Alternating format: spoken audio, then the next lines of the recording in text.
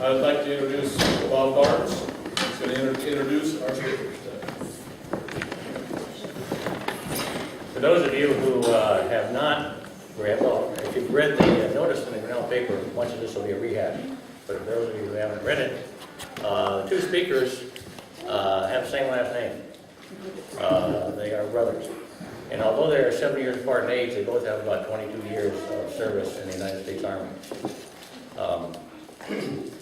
They all have ribbons, and I think they know what the ribbons mean. They have been using your tax dollars to take vacation tours around the world. They have been to Korea, they have been to Kosovo, they have been, both of them, to Afghanistan, both of them to Iraq, Central America, and those are only the ones I know. We happened a number of years ago to find a Russian military uniform hanging in one of the boys' closets, and none of them know anything about it. I've never been to Russia, so I wasn't my uniform. So there are still things that they know that we don't know. And it's one of those deals, well, if I told you, I'd have to kill you, I think. All those ribbons they have, they can tell you what it is. I have no ribbon on my chest, but these two boys gave me the greatest ribbon I think a male can have. And they're dead. They are my sons. When you get to be my age, you have what's called a bucket list. Things you want to do before you kick the bucket. And Worthing is nodding his head, you know. One of my bucket lists was to have my sons come in full military uniform and be our speakers at the Memorial Day service. Of course, in my mind's eye, it was outdoors, sunny, right in front of a Confederate soldier in the cemetery. But you learn to do what you learn to do. Not to worry about your schedule today, because although we have two speakers, they're taking the 15 minutes and splitting it in half. So they're not both taking 15 minutes apiece. So you don't have to worry about that. With no further ado, I introduce you to at least one of my sons. Both of my sons, I guess, are coming together. Scott Barnes, the elder, and Steve Barnes, the younger.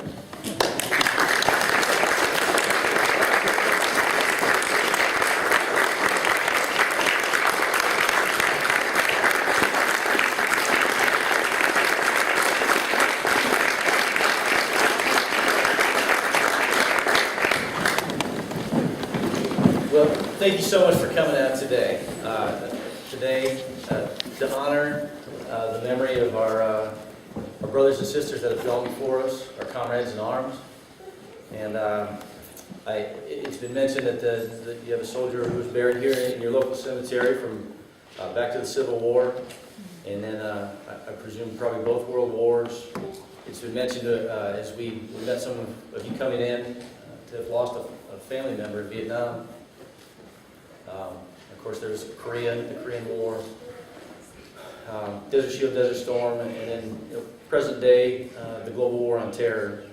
And so I wanted to thank you for this opportunity to come and alongside you commemorate the memory of those that have served our country so well.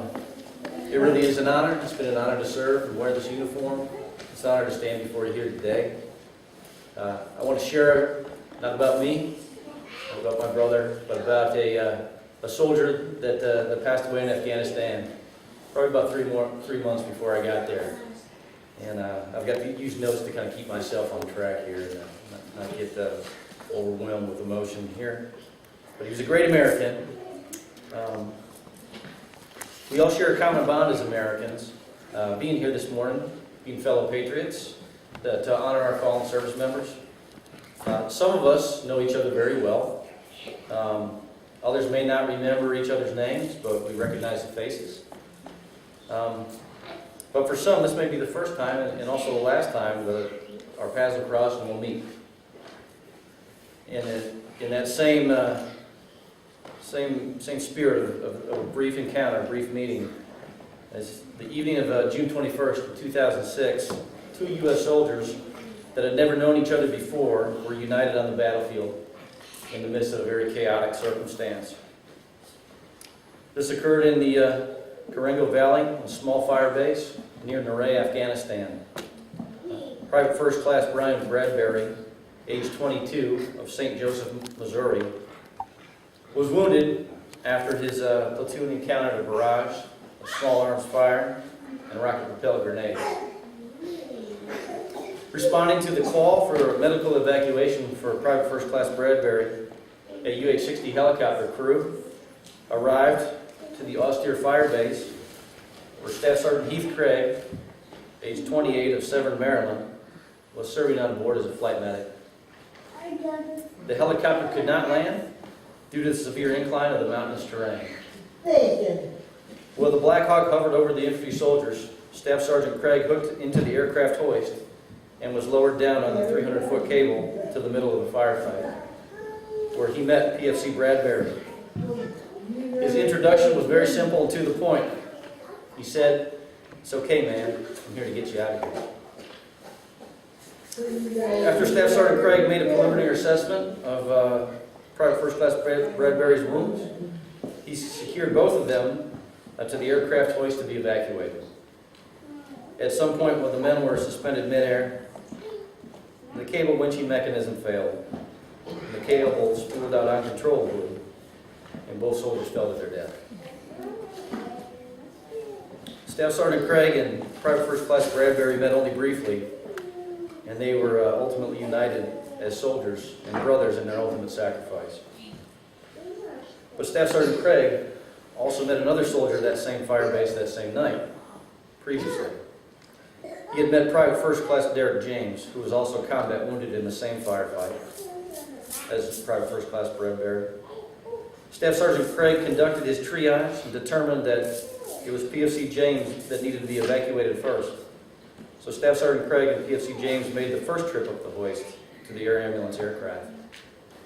Once PFC James was secured in the helicopter, Staff Sergeant Craig made a second trip down in an attempt to save that second soldier, Private First Class Bradbury. It is simply hard to describe the danger that Staff Sergeant Craig faced to do this. It was an act that was fully voluntary and was conducted for the purest of reasons, to bring a fellow soldier and a brother that he had just met back home safe. PFC James' father-in-law posted this comment in memory of Staff Sergeant Craig. "Dear Heath, if I could, I would thank you for being there and for saving the life of my son-in-law, Derek. If it weren't for you putting your life on the line, Derek would not have made it home this past July alive after being wounded in a firefight. We will miss you, Heath, although I have never had the pleasure of meeting you in person. If it were not for you, we would not have Derek with us today. There are no words that I can say to ease your family's pain other than thank God for people like you, Heath. Heath was there when Derek needed him the most."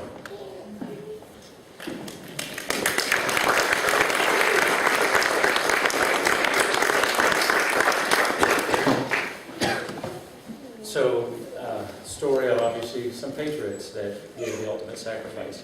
Now, I had the pleasure about a year ago of spending a little bit more than a year in Afghanistan, basically supervising the medical environment over there, helping to run the medical hospitals, the forward surgical teams, the veterinarians that take care of the animals that detect the bombs and protect us, all different manners of things. So I ran into many stories of things like this. They were men and women that worked under our command. And one particular one just stands out that it's easy to think, especially on Memorial Day, you're going to think about the losses. But there are great wins. There are great victories due to sacrifices of people. Everyone making a sacrifice doesn't die. That's not the only sacrifice. And I would like to tell you about Private Timothy Hall.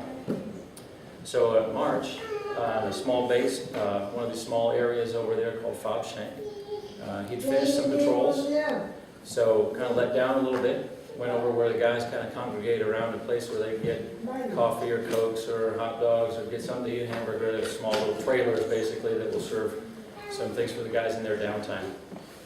So the soldiers are gathered around there. a mortar rocket came from the enemy, just flying in and hit this area where these soldiers were all at. Big explosions, fire, dust, and stones, and rocks, and bits of shrapnel all over. When things kind of smoke cleared, people were kind of looking, and there was one guy in particular looked particularly badly injured. Both of his legs were filled with shrapnel wounds, oozing blood, spurting blood.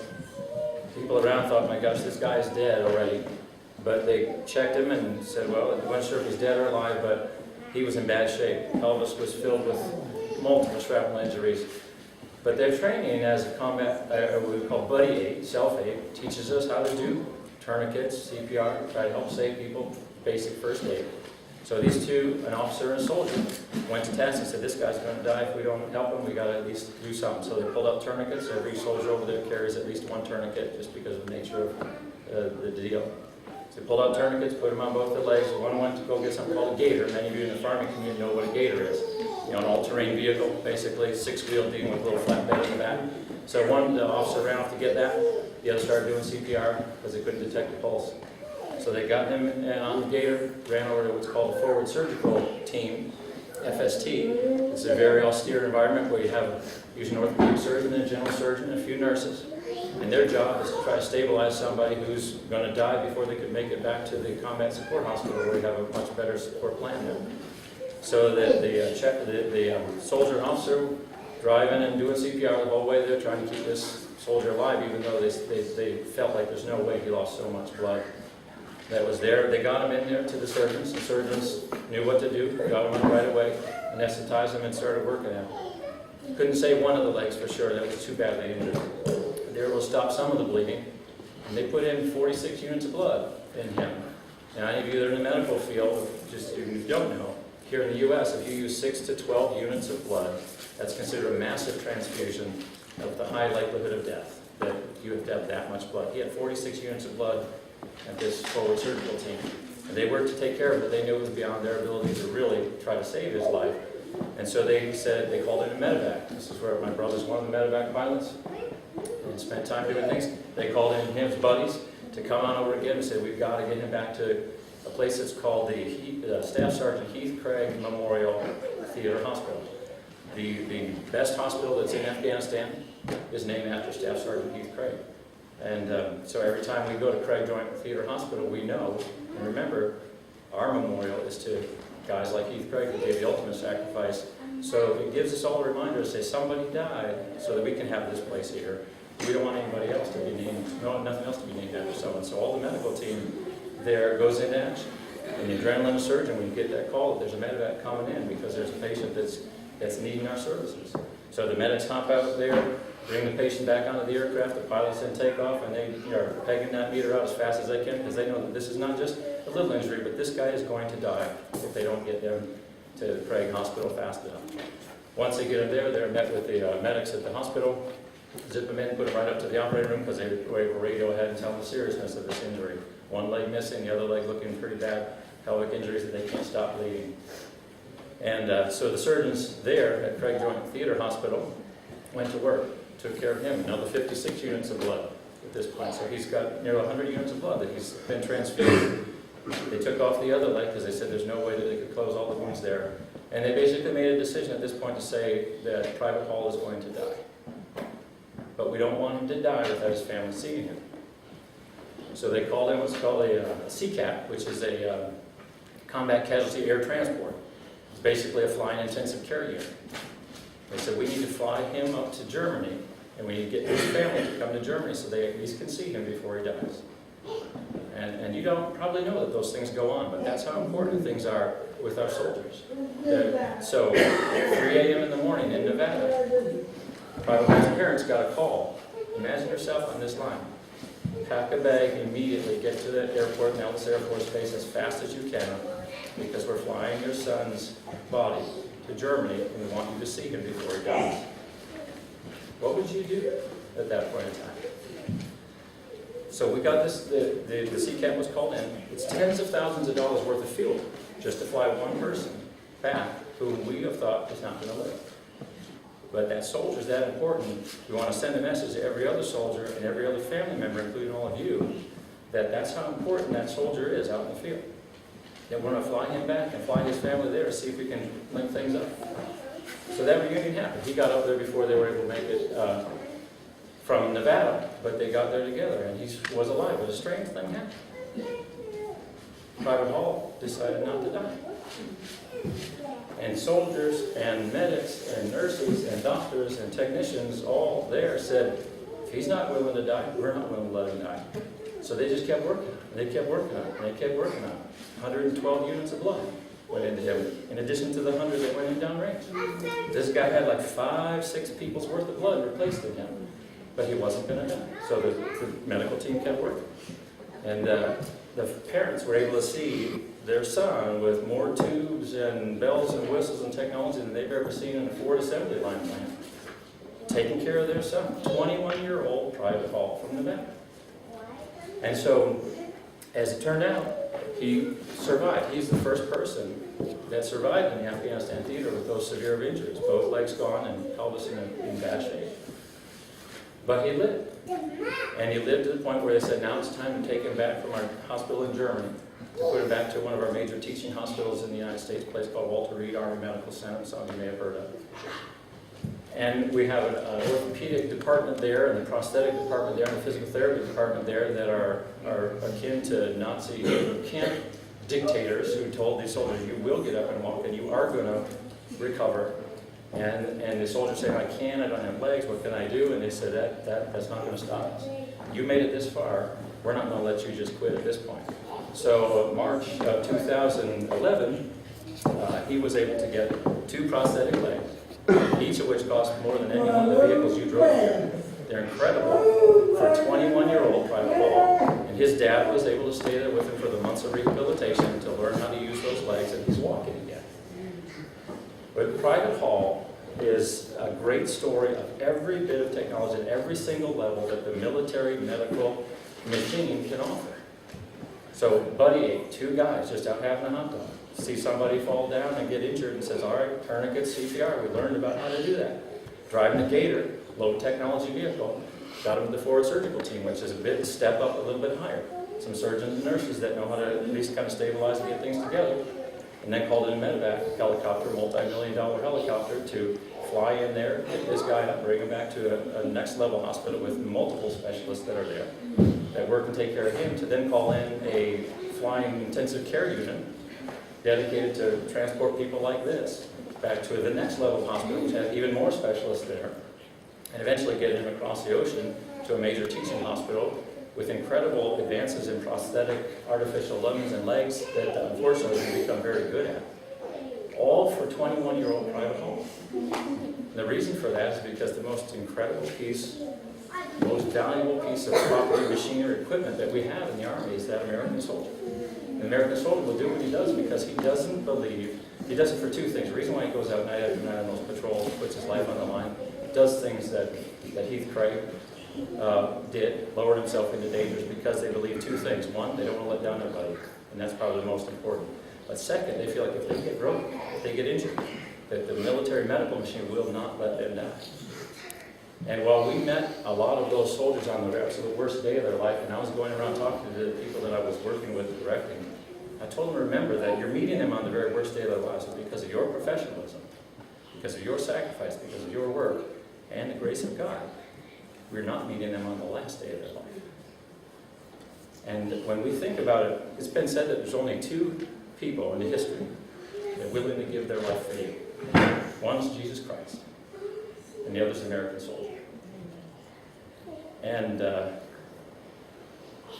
that example that was set 2,000 years ago on a cross in Jerusalem is what our medics and our medevac pilots and our doctors and our military medical personnel look at and say, that's the example, to sacrifice, trade my life for someone else. And there's a line in the song that we didn't sing here, the second one, America the Beautiful, that Steve was pointing out to me, the third one actually. Oh, beautiful for heroes, proved in liberating strife. More than self, their country loved, and mercy more than life. We've told you a few stories of some people, and I'll end with this, just some people who have given their lives willingly giving their lives. Many others who were willing to give their life. But due to other sacrifice, that wasn't going to happen. You've got heroes every day. You have some buried in that cemetery. You've got heroes every day that walk around among you. We get to interact with heroes every day in the military. It's an honor for both Steve and myself to be a part of this team. But as we look at Memorial Day, and we look at those sacrifices that began 2,000 years ago on the cross on the hill, and those sacrifices that have been all along the way that we see in the military, on Memorial Day, I'll just leave you with one question. How are you going to honor the memory of those who made those sacrifices for you from 2,000 years ago to today? Thank you very much for the opportunity to come and speak with my brother and I are very, very honored to be able to do this. Thank you.